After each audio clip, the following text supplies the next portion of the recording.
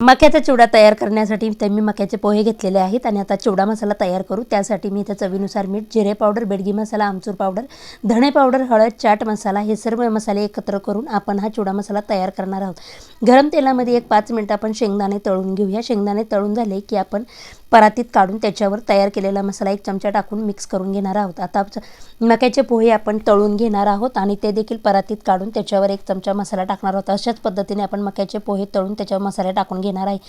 आता खोबऱ्याचे लांब काप केलेले आहेत ते तळून घेऊया आणि कढईतलं तेल कमी करून मी 2च चमचे तेल ठेवलेले आहे। त्याच्यामध्ये बारीक कट केलेली हिरवी मिरची, अख्खे धणे, कच्ची बडीशेप आणि भरपूर साडा कढीपत्ता टाकून एक 5 मिनिटं परतून घेणार आहोत। आणि मक्याच्या पोह्यांवर आपण आता तळलेले खोबरे, भाजकी डाळ, शिल्लक राहिलेला मसाला, कढीपत्ता सर्व टाकून आपण एकजीव करून घेणार आहोत आणि आता वरून आपण पिठी साखर टाकून पुन्हा एकदा मिक्स करून घेणार आहोत। अशा पद्धतीने आपला मक्याचा चिवडा तयार।